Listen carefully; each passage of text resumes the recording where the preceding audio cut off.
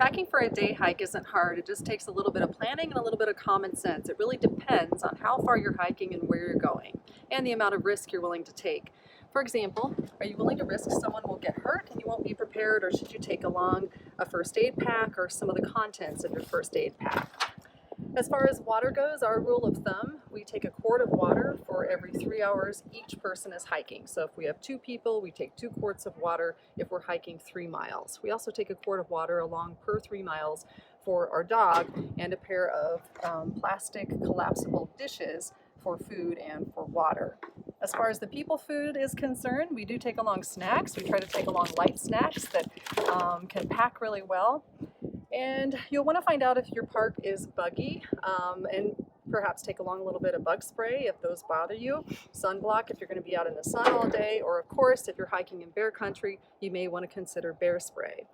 We always hike along a waterproof jacket, and we take a thermal underlayer as well in case the temperatures change drastically, and a waterproof hat with a brim that will keep the rain out of our eyes. If we're hiking in snow or ice, it's really important to us to take along ice stabilization devices like Yaktrax. In the wintertime, of course, we take stocking hats. We always take along our headlamps because you never know when you're going to experience a delay and be out after dark.